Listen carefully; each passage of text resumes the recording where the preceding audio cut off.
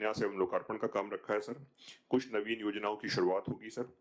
वनाधिकार अभियान जिसकी आपने बजट में घोषणा की थी उसकी शुरुआत की जाएगी। छात्राओं के शैक्षिक मूल्यांकन की एक नई व्यवस्था का आज शुभारंभ होगा और साथ ही साथ उत्कृष्ट कार्य करने वाले कुछ संस्थाओं कार्मिकों का सम्मान होगा सर।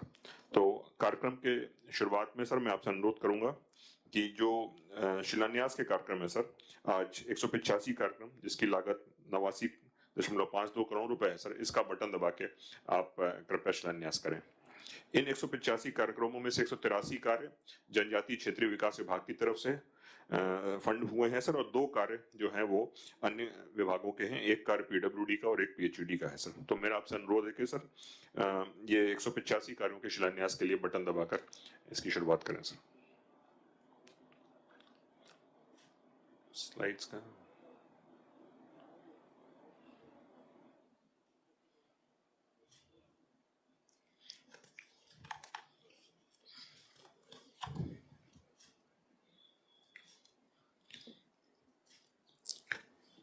इस स्लाइड में सर 4 हॉस्टल्स की पट्टिकाएं हैं सर। प्रथम पट्टिका जो है वो है बांसवाड़ा जिले के 3 हॉस्टल्स की, जिसमें 100 की क्षमताओं के 3 हॉस्टल इसमें जुड़ रहे हैं सर। इसके बाद की जो स्लाइड है सर उसमें बांसवाड़ा में जो क्षमता है सर एक हॉस्टल की, एकलव्य मॉडल रेजिडेंशियल स्कूल की, उसकी 350 से 480 की जा रही है सर। इसके बाद डूंगरपुर जिले में 75, 75 और 50 क्षमता के 3 हॉस्टल्स हैं सर, और उसके बाद 100 हॉस्टल्स की एक एडिशन हम ईएमआरएस सीमलवाड़ा में कर रहे हैं सर। नेक्स्ट,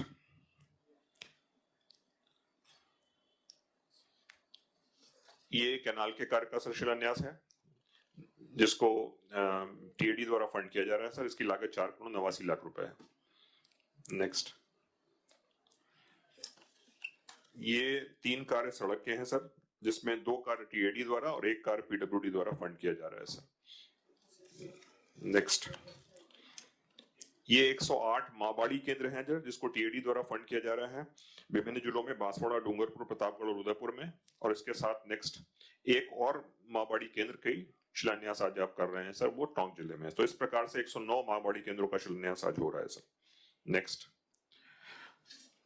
ये इरिगेशन से संबंधित 2 कार्य हैं सर, माइक्रो स्टोरेज टैंक का और एनीकट का, जो बांसवाड़ा और उदयपुर जिले में है। तो सिंचाई संबंधित ये दोनों कार्य टीएडी द्वारा फंड किए जा रहे हैं सर। नेक्स्ट, इसके बाद का जो कार्य है सर वो जन स्वास्थ्य अभियांत्रिकी विभाग का है। पीने की पानी की 3.45 करोड़ रुपए की स्कीम है सर, जिसका शिलान्यास हो रहा है सर। इसको पीएचईडी द्वारा फंड किया जा रहा है सर। अब इसके बाद जो टीएडी द्वारा फंड किए जा रहे हैं 20 आंगनवाड़ी केंद्रों का शिलान्यास हो रहा है सर। ये 20 के 20 आंगनवाड़ी केंद्र डूंगरपुर में बनाए जा रहे हैं सर। इसमें एक आंगनवाड़ी केंद्र की लागत 10,75,000 10,75,000 रुपए है सर, जिसमें ममता भूपेश जी जो हमारी माननीय मंत्री विभाग की हैं वो भी आज उपस्थित है हमारे साथ से यहाँ पे, जिसमें टीएडी की तरफ से 6 लाख रुपए और नरेगा की तरफ से 4,75,000 मिलाकर एक आंगनवाड़ी केंद्र को 10,75,000 रुपए की लागत से आंगनवाड़ी केंद्रों का निर्माण कराया जा रहा है। नेक्स्ट, ये 2 कार्य हैं सर। इसमें एक वेणेश्वर धाम स्थल विकास है सर, वहां पे पानी के कटाव और कब्जे की समस्या आती है सर, तो बाउंड्री वॉल इत्यादि बनाकर वहां पे प्रोटेक्शन का काम करा जा रहा है सर। और दूसरा जो कार्य है वो तीरंदाजी रेंज महाराणा प्रताप खेलगांव उदयपुर में शेड का निर्माण हो रहा है, जिससे धूप में भी बरसात में भी 15 तीरंदाज अपना जो अभ्यास है वो कर सकेंगे सर। नेक्स्ट, अब सर बारी है लोकार्पण की। इसमें 43 कार्यों का लोकार्पण हो रहा है, जिसमें 24 कार्य टीएडी द्वारा और 19 कार्य अन्य विभागों के होंगे, जिन कार्यों की लागत सर आज 166 करोड़ रुपए है। और अब मैं आपसे अनुरोध करूंगा कि लोकार्पण के इस कड़ी में सर बटन दबा के इन कार्यों का लोकार्पण करें।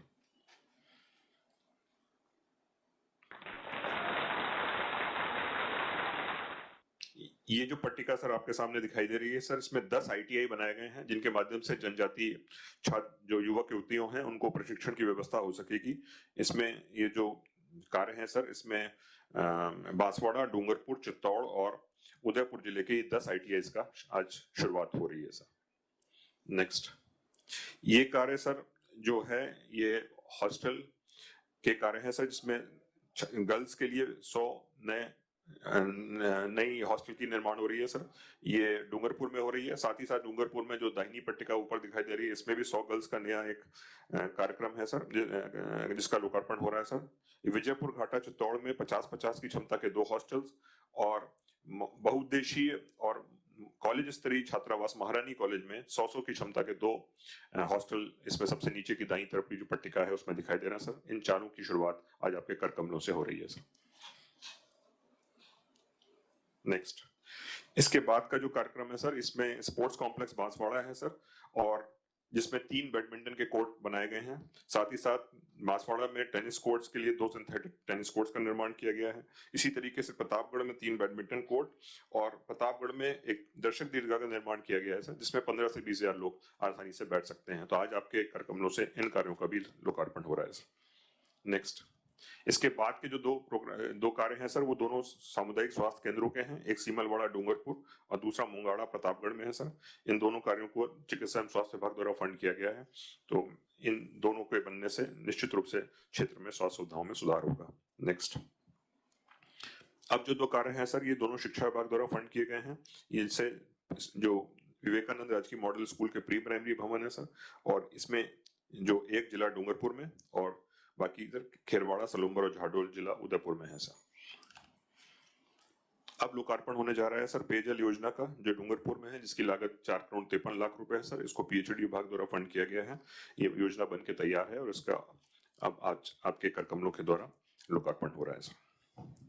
नेक्स्ट, इसके बाद की जो स्लाइड है सर, इसमें 10 लिफ्ट इरिगेशन स्कीम्स हैं। ये सोलर आधारित लिफ्ट इरिगेशन स्कीम है, जिसमें एक में लगभग 40 से 45 लाख रुपए की लागत आती है। तो इसमें बांसवाड़ा जिले की 6 और डूंगरपुर जिले की 4 lift irrigation scheme, solar based lift irrigation scheme का आज आपके हाथों शुरुआत हो रही है सर।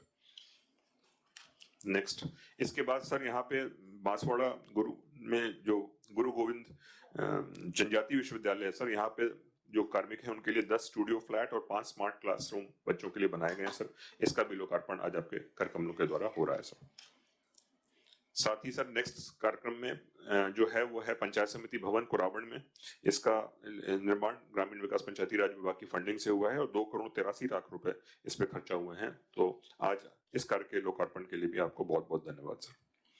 नेक्स्ट कार्य जो है सर, ये टीएडी द्वारा फंड किया गया है। ये 2 करोड़ 48 लाख रुपए नहर के सुंदरीकरण के लिए आएंगे, काम आएंगे, जिससे नहर पक्की होगी और किसानों को पानी मिल सकेगा सर। तो बांसवाड़ा जिले में 2 करोड़ 48 लाख रुपए के इस कार्य के लोकार्पण के लिए भी सर आपको बहुत बहुत धन्यवाद सर।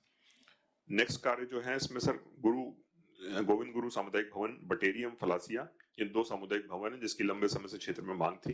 तो ये बन के तैयार है सर, और इसका इन दोनों का भी आज आपके हाथों सर इसका लोकार्पण हो रहा है। इस शिलान्यास एवं लोकार्पण के लिए सर बहुत बहुत धन्यवाद। अब हम इस कार्यक्रम की अगली कड़ी में सर नए योजनाएं जो आज आपकी शुरू होने जा रही है सर क्षेत्र में, उसका मैं आपसे अनुरोध करूंगा सर कि जिसका आज शुभारंभ करें सर। तो पहली योजना है, नेक्स्ट स्लाइड, वो है सर जनजाति भागीदारी योजना सर। ग्रामीण क्षेत्रों में जो ट्राइबल एरिया में इस योजना के तहत 30% राशि किसी भी संस्था या व्यक्ति के माध्यम से आने से बाकी की 70% राशि इस योजना के तहत दिए जाने का प्रावधान है सर। इस कार्यों में इस योजना के तहत 10 लाख रुपए तक की स्वीकृति जिला कलेक्टर द्वारा की जा सकती है और 10 से 25 लाख की आयुक्त द्वारा और 25 लाख से अधिक राज्य सरकार के स्तर से होगी सर। इस योजना के लिए आपने जो 100 करोड़ रुपए का विशेष फंड इस बार जनजातीय क्षेत्रीय विकास विभाग को दिया है सर, उसमें से 10 करोड़ रुपए का प्रावधान इस योजना के लिए लिया है। और इस योजना को लेके जो माननीय विधायक गण हैं, सांसद गण हैं, क्षेत्र में स्वयंसेवी संस्थाएं, सब में सर काफी इसमें उत्साह है। तो हमें आशा ही नहीं बल्कि पूरा विश्वास है सर कि इस योजना के बहुत अच्छे नतीजे देखने में सामने आएंगे और कई तरह के विकास कार्य इस योजना के तहत कराए जा सकेंगे। नेक्स्ट सर जो योजना आज शुरू होने जा रही है आपके हाथों, वो है सामुदायिक वनाधिकार विकास योजना। जो वनाधिकार अभियान के तहत व्यक्तिगत एवं सामुदायिक दोनों प्रवृत्ति के पट्टे दिए गए हैं, जो अधिकार पत्र दिए गए हैं सर, उसमें जो व्यक्तिगत प्रवृत्ति के लाभार्थी हैं उनके लिए तो बकरा इत्यादि देने की योजना पूर्व में चलाई गई है सर। लेकिन जो सामुदायिक क्षेत्र जिसमें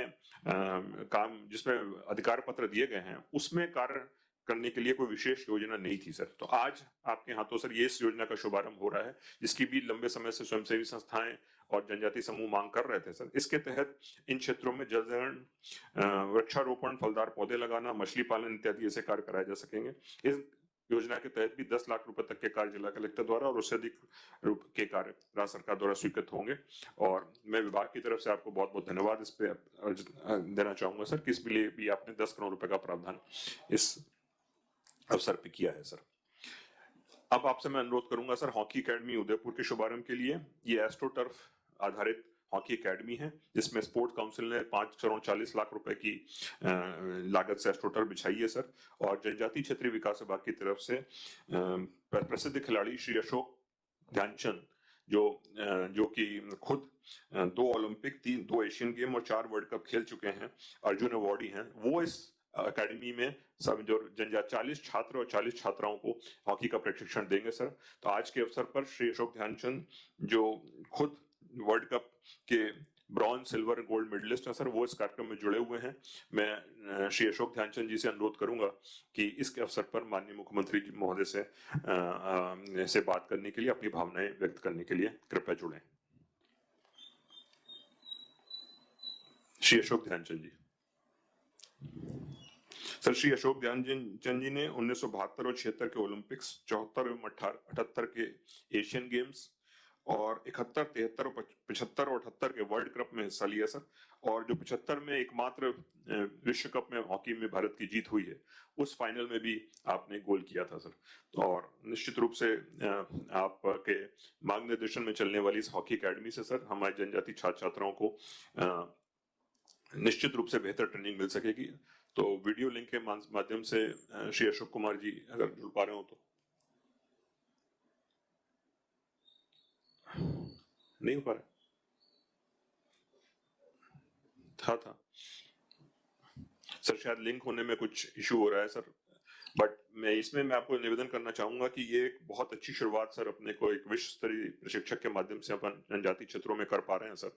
और श्री अशोक कुमार जी ने उदयपुर में ही रह के ये पूरी प्रशिक्षण देने का निर्णय लिया है सर। तो हम लोगों ने उनके लिए आवास और उनकी जो आवश्यक व्यवस्थाएं हैं वो भी विभाग द्वारा की जा रही हैं सर। और इस तरह का प्रयास विभाग द्वारा अन्य क्षेत्रों में भी उत्कृष्ट श्रेणी के प्रशिक्षकों के माध्यम से आगे भी किया जाता रहेगा सर। संभावना है क्या जुड़ पाने की अशोक कुमार जी के? नहीं पता है सर। अगर इसके बाद के जो कार्यक्रम है, अगर वो अशोक कुमार जी जुड़ पाएंगे सर, तो अपन वापस आएंगे। एक नई आज छात्र छात्राओं के लिए, ट्राइबल छात्र छात्राओं के लिए एक नई मूल्यांकन व्यवस्था हम लोग शुरू करने जा रहे हैं। ये कक्षा 9 से 12 तक के छात्र छात्राओं की रहेगी, जिसके माध्यम से 23,000 स्टूडेंट्स की 6 सब्जेक्ट्स की साल में कम से कम 3 बार इसमें टेस्टिंग होगी सर।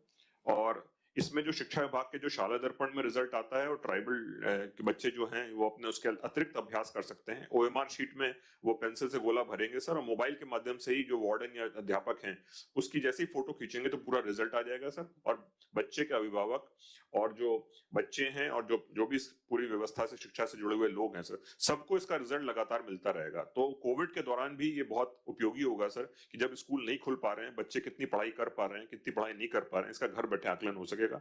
इसके लिए हम लोगों ने विशेष प्रश्न पत्र भी तैयार करके इसको छुपाए हैं सर।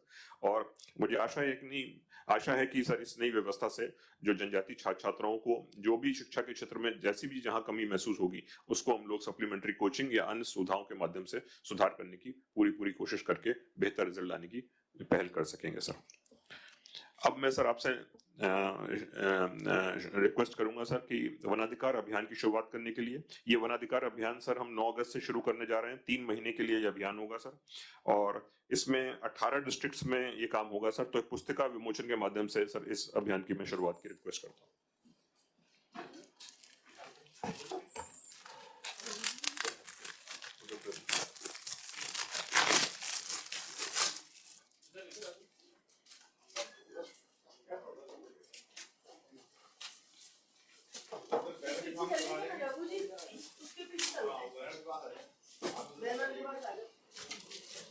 सर माननीय मंत्रीगण बैनर के साथ सर वो फोटो लेना चाह रहे हैं तो एक लिख लें।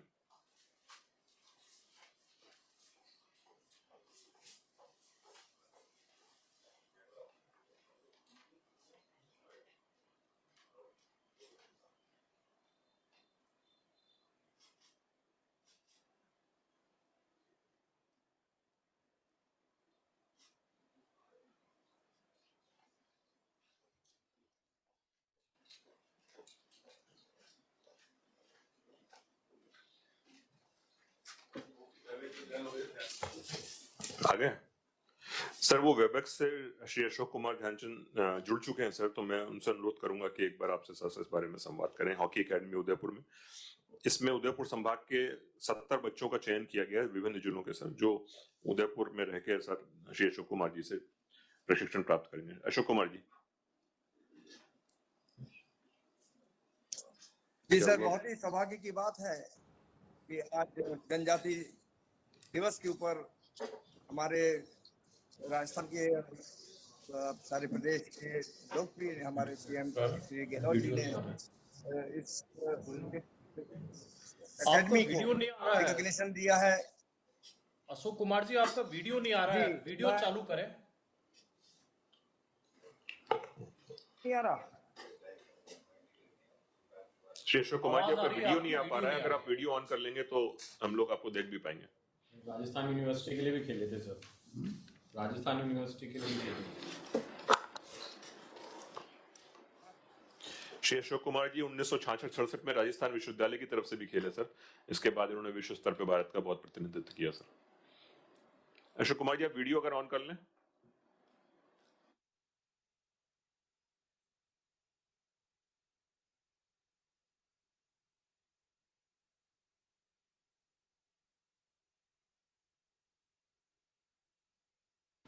आप वीडियो नहीं ऑन कर पा रहे हैं तो अपने ऑडियो के माध्यम से कृपया अपने विचार रखें।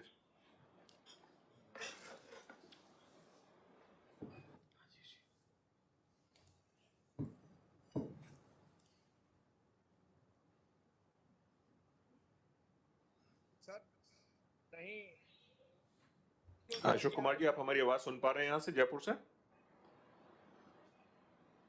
ट्राई करता हूँ, एक सेकंड। अशोक कुमार जी, आप आवाज सुन पा रहे हैं क्या?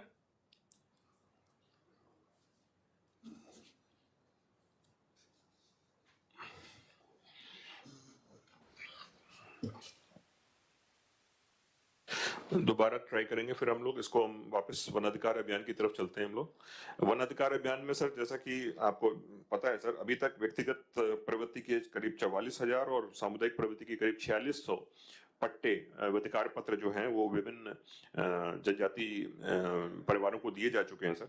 और इस अभियान को जो 3 महीने चलेगा सर, उसको 18 डिस्ट्रिक्ट में चला जाएगा और इस अभियान की पूरी कार्रवाई इस नवीन पोर्टल पे, जिसकी बहुत लंबे समय से मांग थी, उस पे की जाएगी सर। आवेदक अपना आवेदन किस स्तर तक पहुंच गया है, हर व्यक्ति इसमें अब देख सकेगा सर।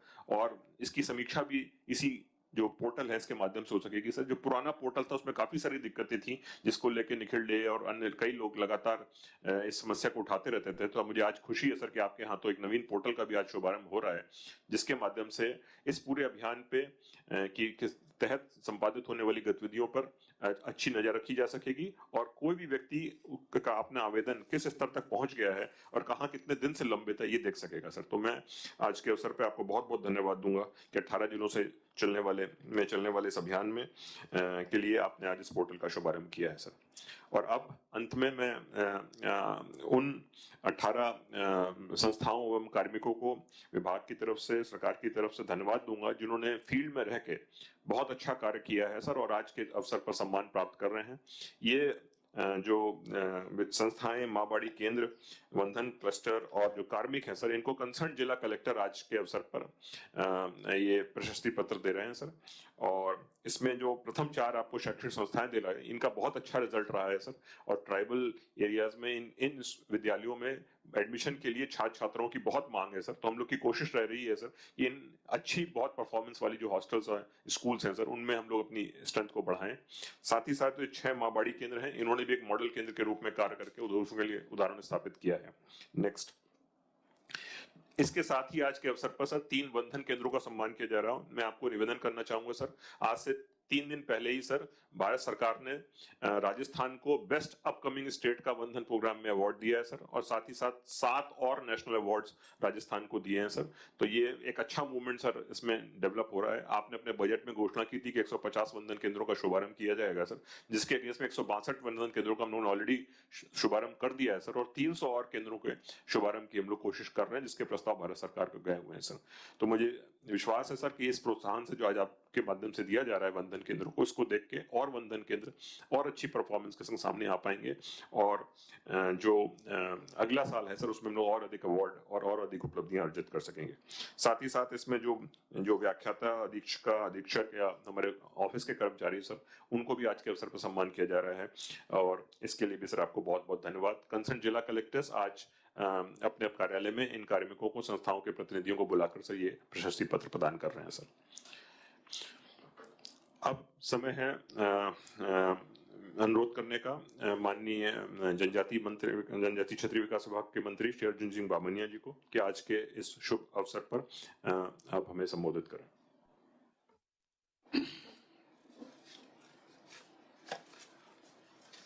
आज विश्व आदिवासी दिवस के लोकार्पण और शिलान्यास कार्यक्रम में विराजमान राजस्थान प्रदेश के यशस्वी गांधीवादी नेता सम्मानीय अशोक गहलोत साहब, राजस्थान की जनता आपका आभार और आपके दर्शन के लिए आतुर है। मैं इस मौके पर विराजमान चिकित्सा एवं स्वास्थ्य मंत्री और मेरे बड़े भाई सम्मानीय रघु जी शर्मा साहब, उच्च शिक्षा मंत्री सम्मानीय भंवर जी भाटी बहन, महिला एवं बाल विकास मंत्री ममता भूपेश जी, अशोक चांदना जी और समस्त मंत्रीगण, जनप्रतिनिधिगण, मुख्य सचिव महोदय, प्रिंसिपल सेक्रेटरी साहब शिखर जी अग्रवाल, कुलदीप जी राका साहब, हमारी कमिश्नर मैडम प्रज्ञा जी, सभी जिला कलेक्टर्स महोदय और जो भी इस वर्चुअल कार्यक्रम में भाग लेने वाले कर्मचारी अधिकारी, आज विश्व आदिवासी दिवस के उपलक्ष्य में मैं आप सबको बधाई और धन्यवाद देता हूं कि आपने सबने मिलकर के एसटीएडी विभाग और जनजाति क्षेत्र में और जनजाति भाइयों के विकास के लिए जो अहम योजनाएं लागू की है और काम किया है, उसके लिए मैं आपको बहुत बहुत धन्यवाद देता हूं। माननीय मुख्यमंत्री महोदय, आपके दिशा निर्देश के अनुसार और आज के आपके कर कमलों के द्वारा जिनका करीब 79 करोड़ का आपने शिलान्यास किया है और 43 कार्यों में 166 करोड़ के आपने आधारशिलाएं रखी है। इससे ये अवगत होता है कि आप राजस्थान के आदिवासियों के प्रति, राजस्थान की गरीब जनता के प्रति कितने उदारशील और कितने चिंता व्यक्त करते हैं। मैं इस मौके पर माननीय मुख्यमंत्री जी का आभार भी व्यक्त करूंगा कि उसके साथ साथ आपने 100 करोड़ रुपए देकर एसटी/एससी के सर्वांगीण विकास के लिए जो 100 करोड़ की योजना का शुभारंभ किया है, उसके लिए भी मैं राजस्थान की जनता की ओर से मैं आपका आभार व्यक्त करता हूं। इसके साथ में आज के इस शिलान्यास और लोकार्पण कार्यक्रम में 8 जिले जो भाग ले रहे हैं और जोधपुर दौसा आचार संहिता की वजह से उनके आधारशिला और लोकार्पण के कार्य जो थे वो आज हम नहीं कर पा रहे हैं। माननीय मुख्यमंत्री महोदय, आपके गए साल जैसलमेर का जो घोषणाएं थी, उसके लिए भी मैं आपको अवगत कराना चाहूं कि मारवाड़ क्षेत्रीय बोर्ड का गठन आपके द्वारा किया गया है और मारवाड़ जनजाति बोर्ड के साथ साथ मारवाड़ के भील समाज की ओर से भी आपका आभार व्यक्त करता हूं कि वहां जोधपुर के अंदर आपने इस विभाग का शुभारंभ किया है और वहां जनजाति का एक ऑफिस खोला है। उसी के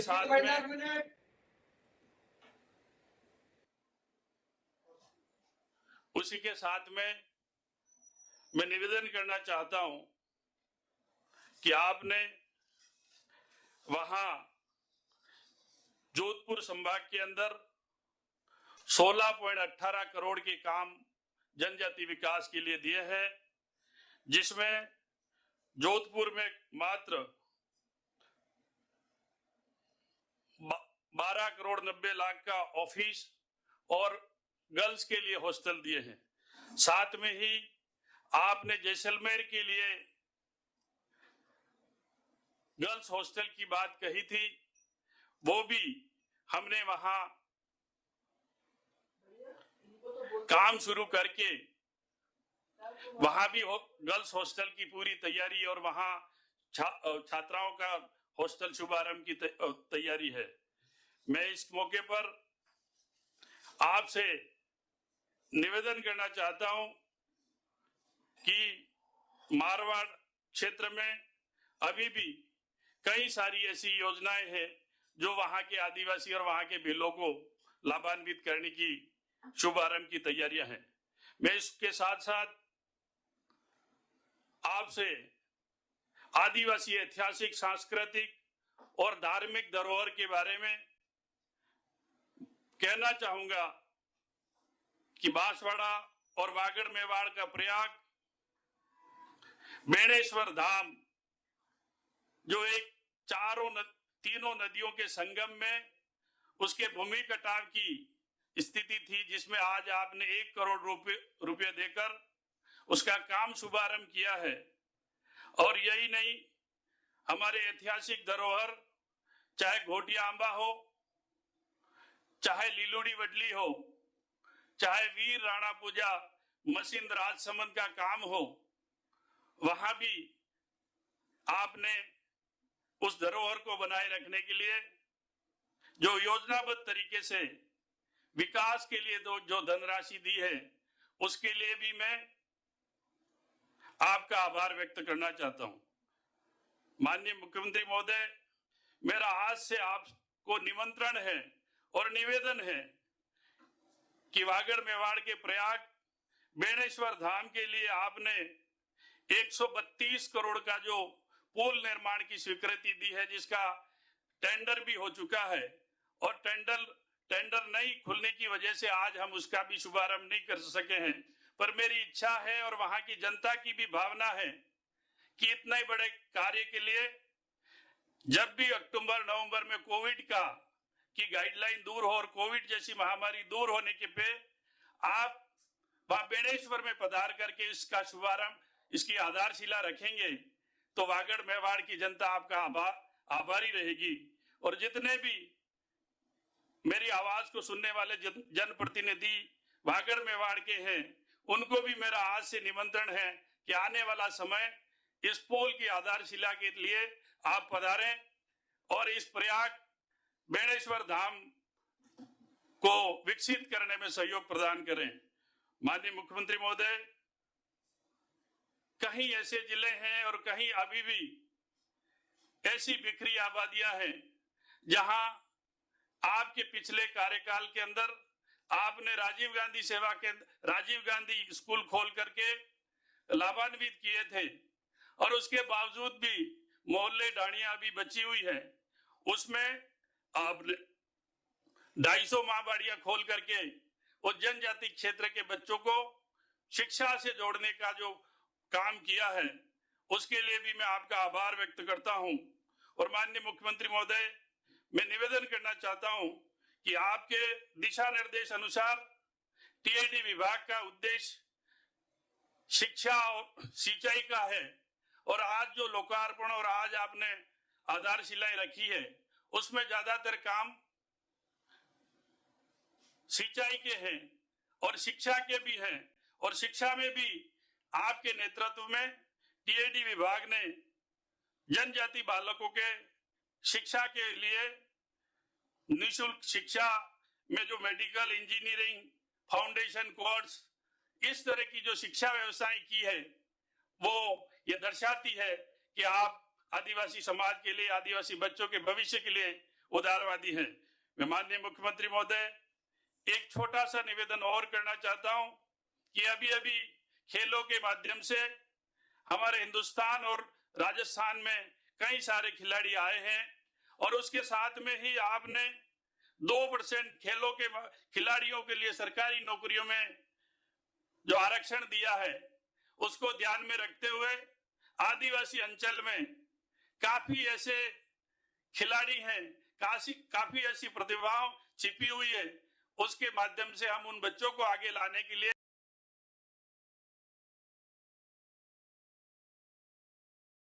और जिसमें लड़का और लड़कियां दोनों की तैयारियां हमने शुरू करा दी है। अभी कुछ समय पहले ही उसका शुभारंभ किया है। इसके लिए मैं आपसे आज्ञा चाहूंगा कि इन बच्चों के भविष्य के लिए आप हमें मार्गदर्शन देते रहें।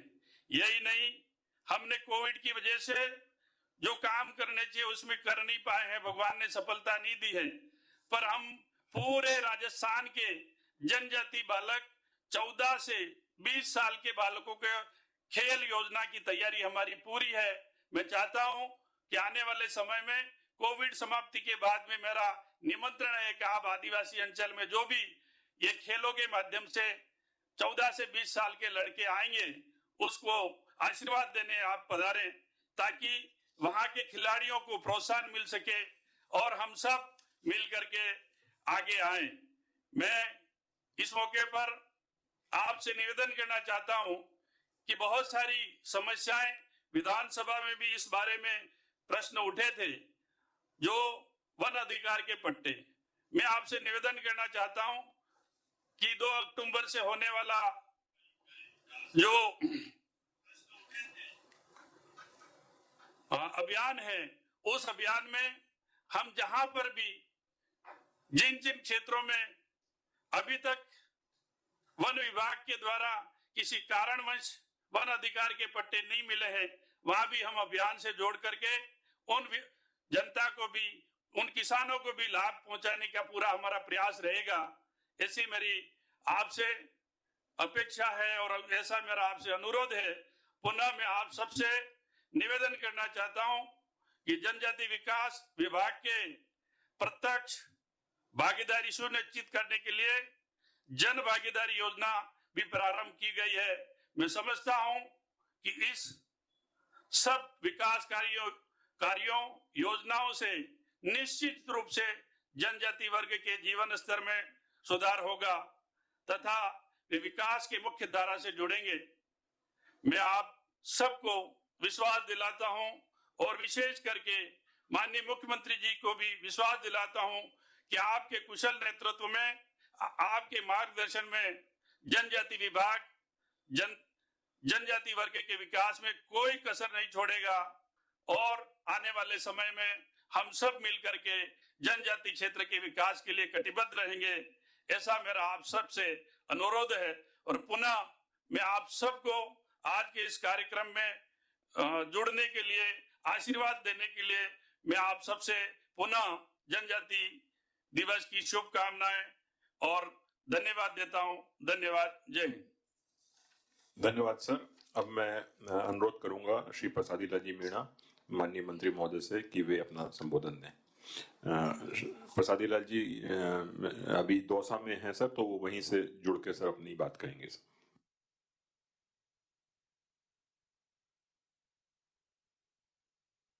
माननीय मंत्री महोदय आपकी आवाज नहीं आ रही है, अगर थोड़ा सा माइक ऑन कर लें।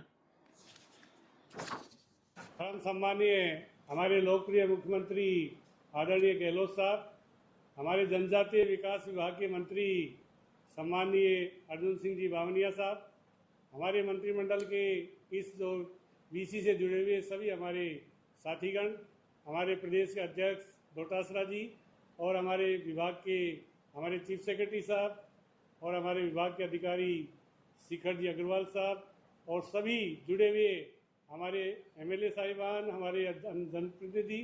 आज बहुत खुशी की बात है कि हमारे विश्व आदिवासी दिवस पर हम सबसे पहले माननीय मुख्यमंत्री जी का आभार व्यक्त करेंगे कि उन्होंने बहुत लंबे समय से विश्व आदिवासी दिवस पर जो छुट्टी की घोषणा की वो निश्चित रूप से स्वागत योग्य है और ये आदिवासी समाज आपका पूरा इसके लिए आभार व्यक्त करता है। माननीय अर्जुन सिंह जी ने बताया और आपने निश्चित रूप से अपने चाहे पिछले 2 कार्यकाल हो चाहे ये कार्यकाल हो, जनजाति विकास के लिए पूरा बजट दिया, पूरी उनकी मांग का ध्यान रखा, चाहे छात्रावास का मामला हो, चाहे स्कूलों का हो, चाहे कॉलेज का हो, चाहे आदिवासी यूनिवर्सिटी का हो। आपने निश्चित रूप से आपके कार्यकाल में आदिवासियों को ऊंचा उठाने में कोई कसर नहीं छोड़ी। हमारी निश्चित रूप से आदिवासियों की जो विधानसभा में हमारे विधायक कहते रहते हैं कि आदिवासियों के लिए गुजरात पैटर्न पर हमारा बजट का आवंटन होना चाहिए। माननीय मुख्यमंत्री जी, इस मांग को आप ही पूरा कर सकते हैं और बाकी में तो किसी में करने की क्षमता ही नहीं थी, ना पहले किया। ये बजट का जो हमेशा बार बार विधानसभा में मांग उठती है कि आदिवासियों के लिए बजट का आवंटन गुजरात पैटर्न पर हो, इसको निश्चित रूप से आप करेंगे। आदिवासी समाज का आपने बहुत विकास की योजनाएं दी है, बहुत सारा काम दिया है, बहुत सारा बजट दिया है। जैसे अर्जुन सिंह जी बता रहे थे, मेरी एक और मांग है इसके साथ कि आदिवासी हमेशा आपका ऋणी रहेगा। आदिवासियों के लिए आपने हमेशा निश्चित रूप से विकास के काम किए हैं।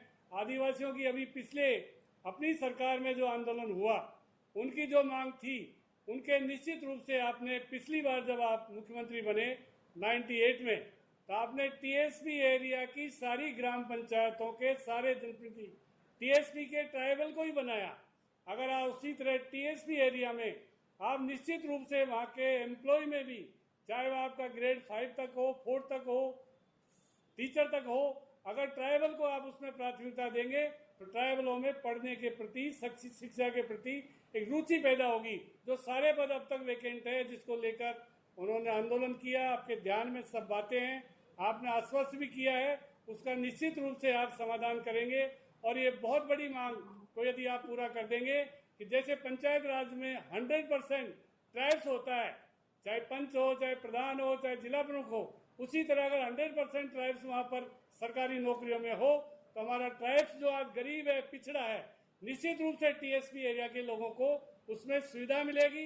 महिलाओं में और पुरुषों में, लड़कों में जो पढ़ाई के प्रति जागरूकता आएगी। लड़कियां जो कम पढ़ती है, आपने निश्चित रूप से पहली बार मुख्यमंत्री बने 33% महिलाओं को आपने जो सरकारी नौकरियों में आरक्षण दिया।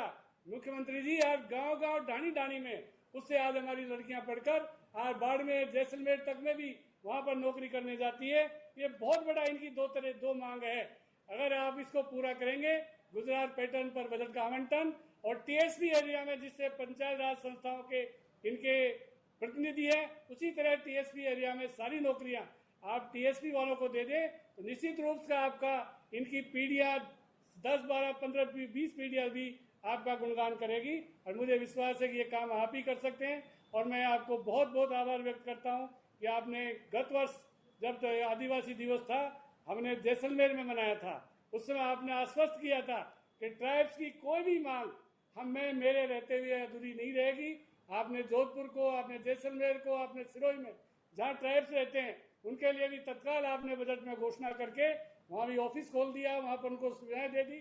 और निश्चित रूप से वहाँ का ट्राइब जो आज बहुत कम पॉकेट में है, भील है, गरीब है, वो लोग आपको निश्चित रूप से आशीर्वाद दे रहे हैं, आपके गुणगान कर रहे हैं। हमारे यहाँ पर अभी बामणिया जी ने कहा कि आपके पहले कार्यकाल में जो राजीव गांधी पाठशाला खुली थी, पिछली सरकार उनको सबको गांव में बंद कर दी, चाहे वो माडा में हो, चाहे आदिवासी में हो। हमारी आपसे मांग है जनजातीय मंत्री जी से और आपसे जो स्कूलें खाली पड़ी है, जहाँ पर बच्चे पढ़ सकते हैं, जहाँ पर माँबाड़ी केंद्र, अगर आप माडा क्षेत्र में, दौसा में, सवाई माधोपुर में, करौली में, जयपुर में जो माडा क्लस्टर क्षेत्र है, उन स्कूलों का उपयोग माँबाड़ी केंद्रों में आप कर दें, वहाँ पर आप सैंक्शन कर दें। निश्चित रूप से जो हमारे बालक बालिकाएं छोटे हैं, उनको अभी सेकेंडरी स्कूलों में मर्ज कर दिया, वो 2 किलोमीटर 3 किलोमीटर जा नहीं पाते। आप माँबाड़ी केंद्र सब जगह माडा में अगर आप खोलेंगे तो हमारे बालक बालिकाएं, जैसे आपकी पिछले प्रथम कार्यकाल में जो भावना थी, हर बालक और बालिकाएं तो 1 किलोमीटर से दूर जाना नहीं पड़े। अगर माँबाड़ी केंद्रों का हमने विस्तार किया इन्हें माडा क्लस्टर में, तो निश्चित रूप से शिक्षा की गुणवत्ता का, शिक्षा में और ज्यादा प्रतिशत आप बढ़ेगा। वैसे आप निश्चित रूप से गरीब और गांव के, ट्राइब्स के, SC ST के, आप निश्चित रूप से बहुत एक तरह से आप बहुत मददगार हैं, इनके बजट का ध्यान रखते हैं। मेरी तो यही निवेदन है कि इनकी आदिवासियों की ट्राइब्स की जो मांग है जो आपके ध्यान में है उनको निश्चित रूप से, जैसे आपने किसानों का बजट अलग से देने का वायदा किया, उसी तरह ट्राइब्स का बजट भी आप अलग से देने के लिए करेंगे तो ट्राइब्स ये महसूस करेंगे कि मुख्यमंत्री जी ने हमारे लिए बहुत बड़ा काम किया। और बहुत समय से ट्राइब्स की आदिवासियों की मांग भी है कि इनका हमारा बजट अलग से हो, बजट का आवंटन पूरा हो, ज़्यादा से ज़्यादा विकास के काम हो, ज़्यादा से ज़्यादा इनके बालक और बालिकाएं सरकारी नौकरियों में आएंगे तभी गरीबी दूर हो सकती है। बाकी अपने कितना ही इनको मदद कर दें, कितना इनको रोजगार दे दें, अगर नौकरियों में शिक्षा में नहीं बढ़ेंगे आगे या नौकरियां नहीं लगेंगी इनके बालक बालिकाएं, तब तक ये समाज आगे नहीं बढ़ सकता है। मैं आपका बहुत बहुत आभार व्यक्त करता हूं कि आपने 9 अगस्त को जो जैसलमेर में वायदा किया था आपने बजट में सबको पूरा किया, इसके लिए आपका बहुत बहुत आभार, धन्यवाद, जय हिंद। धन्यवाद सर। अब मैं माननीय मुख्यमंत्री महोदय को आशीर्वचन के लिए अनुरोध करता हूँ।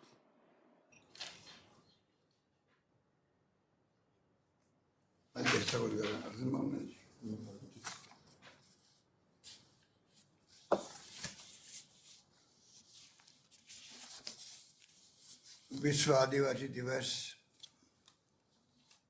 के शुभ अवसर पर तमाम हमारे समारोह की अध्यक्षता कर रहे अर्जुन बामनिया जी और इस सभा से जुड़े हुए हमारे वरिष्ठ साथी डॉक्टर बी डी कल्ला जी, प्रसादी मीणा जी, रघु शर्मा जी, उदयलाल आंजना जी, प्रताप सिंह खाचरवास जी, प्रमोद भाई जी, गोविंद सिंह जी दोतासरा, ममता भूपेश जी, सालिम मोहम्मद जी, भंवर सिंह जी भाटी, टीकाराम जी जूली, सुखराम जी बिश्नोई, अशोक चांदना जी और हमारे साथी महेंद्र जी सिंह मालविया साहब, chairman ST welfare committee Rajasthan assembly, सभी सांसदगण, विधायकगण, जिला प्रमुखगण, प्रधानगण, अन्य जनप्रतिनिधिगण, चीफ सेक्रेटरी साहब आर्य जी, कुलदीप रांका जी, अखिल अरोड़ा जी, शिखर अग्रवाल जी, प्रमुख शासन सचिव जनजाति क्षेत्रीय विभाग, तमाम अन्य तमाम अधिकारीगण, टीएसपी क्षेत्र से जुड़े तमाम साथियों और प्रदेशवासियों, मुझे खुशी है कि आज पूरे विश्व के अंदर आदिवासी दिवस के रूप में 9 अगस्त को मनाया जाता है। 9 अगस्त का महत्व हमारे आज़ादी के जंग में भी बहुत बड़ा है, जब भारत छोड़ो का नारा दिया था महात्मा गांधी ने, और विश्व आदिवासी दिवस भी है। सुखद संयोग है और आदिवासियों के प्रति जो भावना है वो आप सबको मालूम है कि जब से देश आज़ाद हुआ उसके पहले से ही हमेशा अलग पहचान रही है। आदिवासियों के बारे में हमेशा चाहे पंडित नेहरू थे, चाहे इंदिरा गांधी जी थी, चाहे बाद में राजीव गांधी जी थे, प्रधानमंत्री बनते हुए दौरे शुरू किए थे आदिवासी क्षेत्रों में, उड़ीसा हो, चाहे वो मध्य प्रदेश हो, गुजरात हो, राजस्थान हो,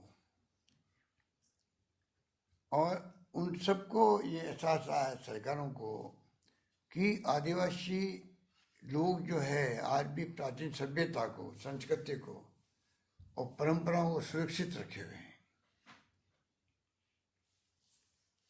और मुझे खुशी है कि हमारे साथियों की मांग थी जैसलमेर के अंदर, और तमाम हमारे जो ट्राइबल के हमारे विधायकगण हैं उनकी मांग का सम्मान करते हुए हमने आज के दिन पूरे राजस्थान के अंदर सार्वजनिक अवकाश घोषणा करी थी।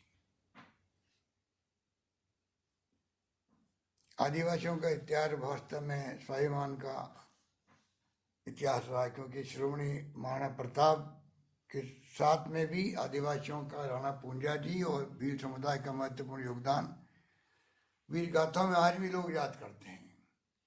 तो शुरू से ही आदिवासियों का अलग से मान सम्मान समाज में रहता है, चाहे वो वागड़ क्षेत्र का आदिवासी हो, चाहे वो राजस्थान किसी कोने के आदिवासी हो, और तो और जो हमारे आदिवासी जैसलमेर, बाड़मेर, जालोर, जोधपुर की तरफ भी बिखरे हुए हैं, उनके लिए अलग से हमने बोर्ड बनाने का फैसला किया है जैसलमेर के अंदर।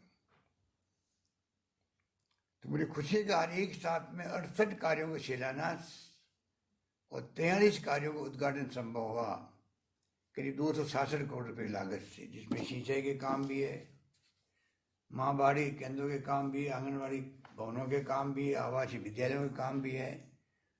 वन अधिकार अधिनियम का जो अभियान शुरू होगा 3 महीने के लिए, उसकी घोषणा भी है। वन अधिकार पोर्टल का शुभारंभ भी हुआ है, जिससे कि बहुत आसानी हो जाएगी आदिवासियों को अपनी समस्याओं के समाधान के लिए। ITI के काम भी है, और जल जीवन मिशन जो है PHD विभाग, उसके काम भी है। पर मुझे इस बात का गर्व है कि आदिवासियों, मैंने कहा, वहाँ की सभ्यता, संस्कृति, परंपराएं महान हैं। कई बार जाने का अवसर मिलता वहाँ पर,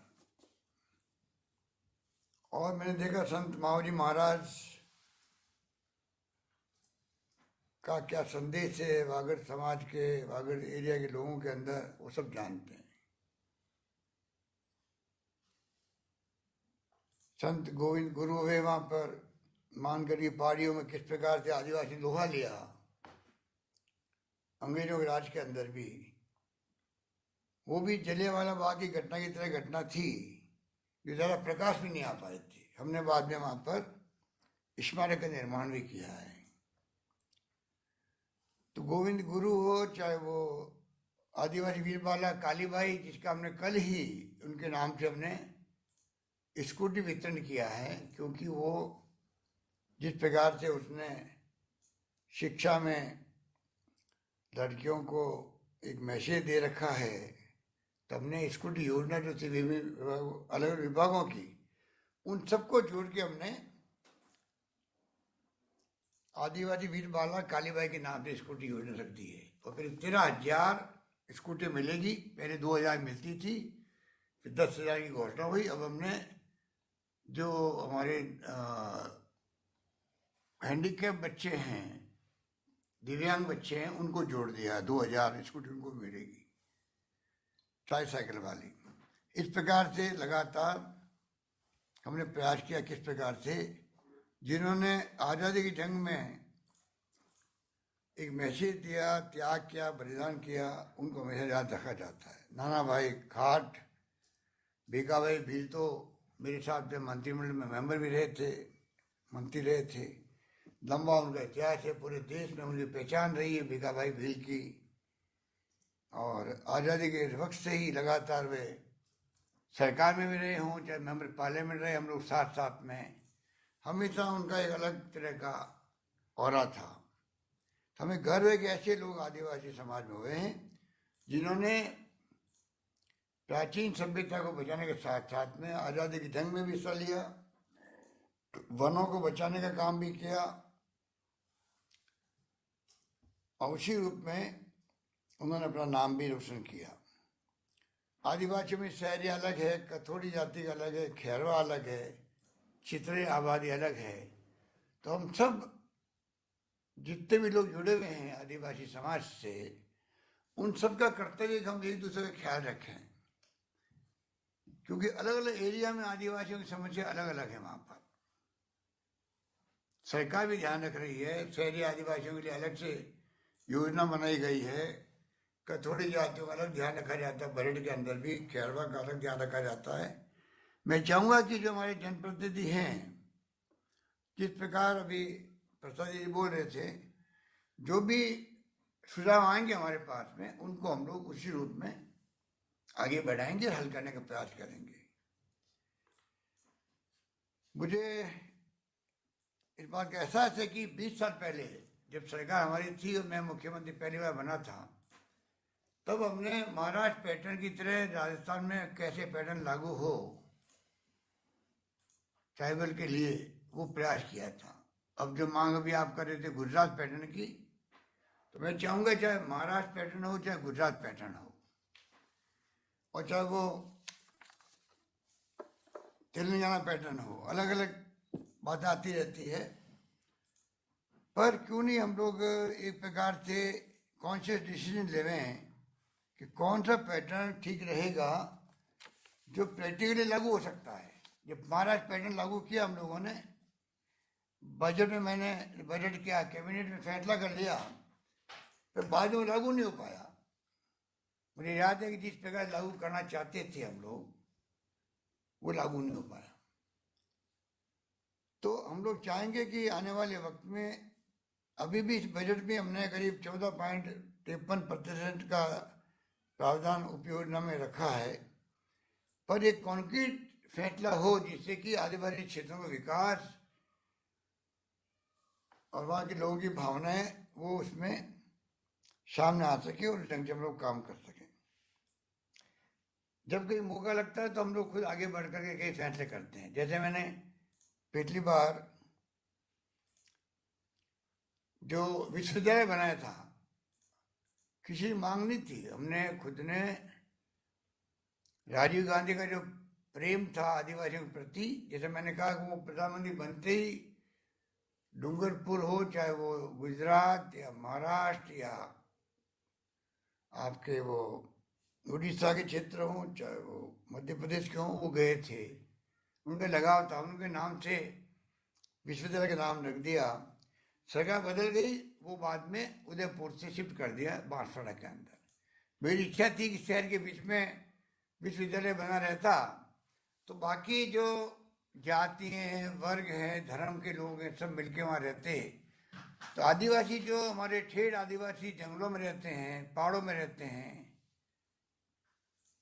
वो अपनी खुद की संस्कृति के साथ साथ में सभी जातियों की, धर्मों की, वर्गों की जो भावनाएं होती है, उपलब्धि होती है, उसे रूबरू होते और उसका फायदा मिलता। कल मैंने जब उद्घाटन किया मिनेश विश्वविद्यालय का, शिलान्यास किया कोटा के अंदर, तो वहाँ पहले भैरू सिंह काला बादल के नाम से हमने हॉस्टल बनवाया था, जमीन दी थी सरकार ने, हॉस्टल में बच्चियाँ पढ़ रही हैं।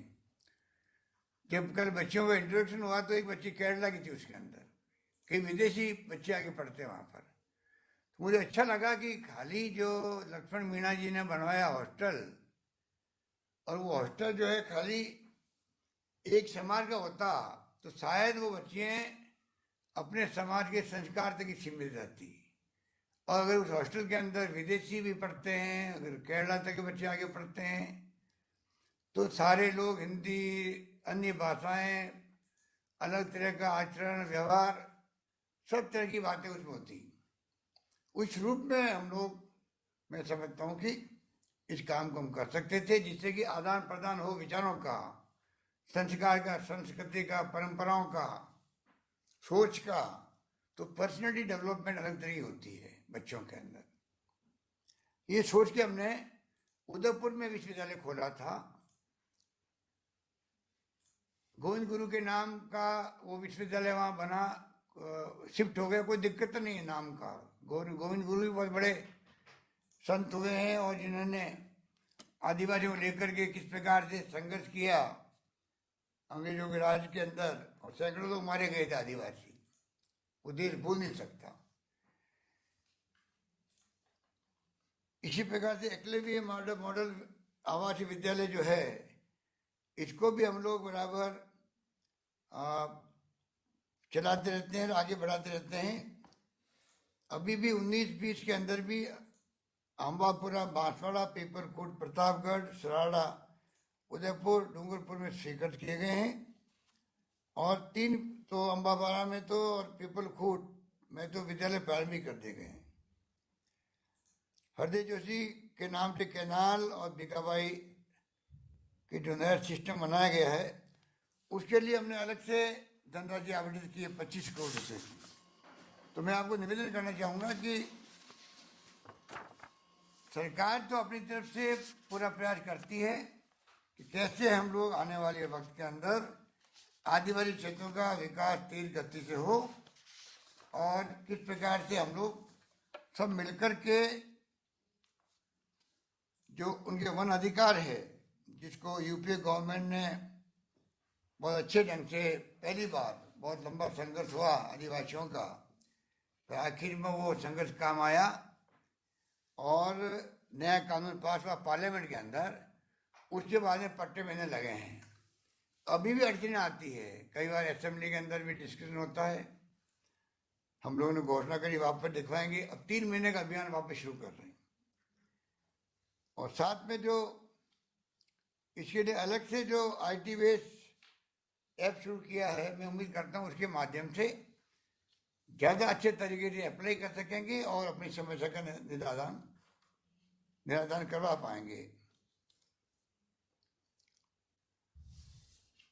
हमने अनुपति योजना शुरू कर रखी है बच्चों के लिए जो अच्छे पढ़ाई में होशियार हैं, उनको अच्छी कोचिंग कॉलेजेस के अंदर एडमिशन दिलवाना फ्री के अंदर, सरकार पैसा भरेगी वहाँ पर। अगर वो शहरों में जाकर रहेंगे तो प्रति वर्ष 40,000 रुपये उनको मिलेंगे रहने के लिए, खाने पीने के लिए। तो योजनाएं बनाने में कोई कमी रखी नहीं है। अभी भी जब कोरोना आ गया था तो हमने 5 लाख किट बांटे वहाँ पर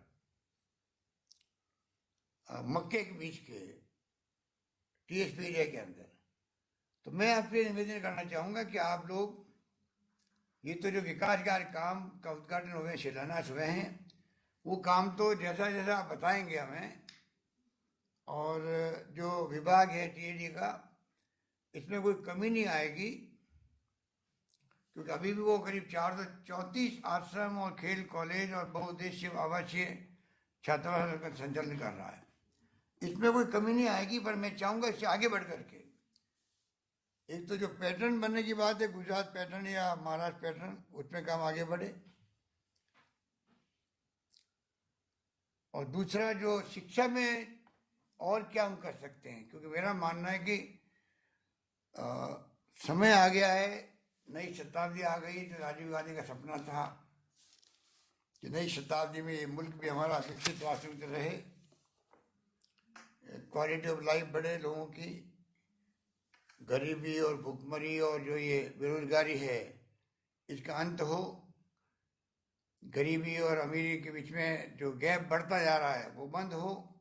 ये तमाम सपना राजीव गांधी ने देखा था, और मैं उम्मीद करता हूँ कि उस सपने को साकार करने के लिए हमें आगे बढ़ना है। और तभी हो पाएगा जब हम लोग, आज इंटरनेट की सेवाएं आ गई है, मोबाइल फ़ोन हर हाथ के अंदर है। अगर इंटरनेट नहीं होता, अभी प्रोग्राम चल रहा है वीडियो कॉन्फ्रेंसिंग के माध्यम से, ये संभव नहीं, असंभव था। आज पूरी दुनिया जुड़ी हुई है, अभी प्रोग्राम चल रहा है, इसको ओपन विसी कर रखी है, तो पूरा प्रदेश पूरा देश देख सकता है जो देखना चाहे इसको। तो ये जो क्रांति हुई है, ये राजीव गांधी का जो मिशन था टेक्नोलॉजी का, उस वक्त में जो शुरुआत हुई थी, उसके कारण से हमारे यहाँ पर मोबाइल फ़ोन, कंप्यूटर, इंटरनेट की सेवाएं मजबूती के साथ आ चुकी है। और उसका जो क्रांति हुई आप देखते हो, हर विभाग के अंदर, हर काम के अंदर आज पैसा भी DBT हो रही है, सीधा पैसा पहुँचता है सरपंच के पास में या बेनिफिशियरी के पास में। कैसे संभव हुआ? इसलिए मैं उम्मीद करता हूँ कि इस मुबारक मौके पर जो अंतर्राष्ट्रीय आदिवासी दिवस मनाया जा रहा है, अंतर्राष्ट्रीय आदिवासी दिवस भी अपने आप के अंदर एक बहुत बड़ा संदेश है। और मैं उम्मीद करता हूँ कि जो कुछ हमारे साथियों ने,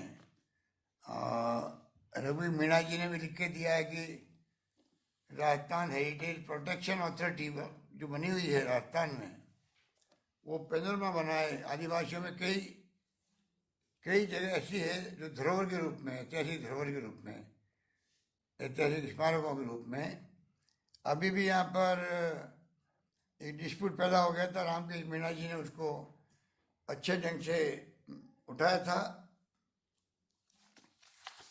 जयपुर के पास में ही आमागढ़ पहाड़ियों में। तो ये कुछ लोग ऐसे तत्व होते हैं जो धर्म के बीच में, जाति के बीच में, वर्ग के बीच में और संप्रदाय के बीच में कैसे उनको फूट पैदा हो, ये कोशिश करते। वहाँ एक कोशिश हुई और रामकृष्ण मीणा जी जो हमारे विधायक हैं, उन्होंने बहुत अच्छे ढंग से उसको हल किया। और वैसे आदिवासी क्षेत्र में कई ऐतिहासिक स्मारक बने हुए हैं। गणेश धाम अपना आप में ऐतिहासिक है, जहाँ हम लोग ओवरब्रिज बना रहे हैं कुछ 150-200 करोड़ की लागत से।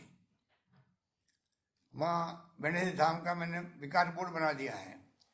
तो ऐसे जो स्मारक है, धरोहर है, इन सब की रक्षा कैसे हो, इसके बारे में हमारे प्रिंसिपल सेक्रेटरी सीएम ने बात कर ली है सेक्रेटरी आर्ट एंड कल्चर से, और इसको पूरा दिखवा रहे हैं हम लोग, पूरा सर्वे करवा लेंगे और किस रूप में आइडेंटिफाई करें, उनका प्रोटेक्शन हो, उनका डेवलपमेंट हो। मैं समझता हूँ कि इस काम को हम आगे बढ़ाएंगे। पैनोरमा पहले बने हैं, पिछली गवर्नमेंट में बने थे कई जगह। हम चाहेंगे कि वो काम आदिवासी क्षेत्रों में बहुत योजनाबद्ध तरीके से हो। इस काम को महात्मा देंगे। हमारे कुछ विधायकों ने भी कुछ घोषणा की मांग करी। घोषणा का तो वक्त नहीं आज, क्योंकि घोषणा करने के पहले तो पूरा देखना पड़ता है कि उसका एग्जामिन करना पड़ता है डिपार्टमेंट वाइज। तो मैं इस मौके पर विश्वास दिलाऊंगा तमाम साथियों जिन्होंने कि ज्ञापन भेजे मेरे पास में, कि आप निश्चिंत रहें, जो जो ज्ञापन मेरे पास मिले हैं उन सबको हम डिपार्टमेंट में एग्जामिन करवाएंगे। उन कामों को जल्दी कैसे उनकी घोषणा हो या वो काम पूरे हों, इस पर पूरा प्रयास करेंगे। यही बात कहता हूँ मैं पुनः आपको, क्योंकि कहने को बहुत सारी बातें, पर आपको ध्यान है कि किस प्रकार से एक के बाद एक, चाहे छात्र हो चाहे छात्राएं हों, उनके लिए भी बहुत स्कीम बनी है। और नौकरियों में आरक्षण भी मुझे याद है 20 साल पहले हम लोगों ने पहली बार SC/ST के जो आरक्षण थे वो 6% मिल रहा था राजस्थान के अंदर। हमने पहली कैबिनेट के अंदर ही 6 से 12 किया आदिवासियों का, और SC का 8 से 16% किया था, आज मुझे याद है। तो सरकार तो आगे बढ़ करके हमेशा आदिवासियों का ख्याल रखती है, उन पर हमें गर्व है। मैं फिर कहना चाहूँगा, उनके कारण से जो संस्कार, संस्कृति, परंपराएं बची हुई है, उनको और मजबूत करने की आवश्यकता है। और मेरी उम्मीद है कि संत मावजी महाराज, संत गोविंद गुरु, नानाभाई खाट, भीखाभाई भील, वीरबाला कालीबाई, इन सब की प्रेरणा से हम लोग पीछे नहीं रहेंगे, बल्कि आदिवासियों की समस्याओं को हल करने में अपनी महत्वपूर्ण भूमिका निभाएंगे। यही वादा करता मैं अपनी बात समाप्त करता हूँ। धन्यवाद। जय हिंद। धन्यवाद। नमस्कार। विश्व आदिवासी दिवस के उपलक्ष्य में आयोजित इस राज्य स्तरीय कार्यक्रम के अंतिम सोपान पर सर्वप्रथम मैं आयुक्त जनजाति क्षेत्रीय विकास विभाग मुख्य अतिथि के रूप में समारोह की शोभा बढ़ाने हेतु माननीय मुख्यमंत्री महोदय राजस्थान का हृदय से धन्यवाद ज्ञापित करती हूँ। साथ ही आज जनजाति वर्ग व क्षेत्रों को सशक्त, समृद्ध और सम्मानित करने के लिए भी आपका आभार।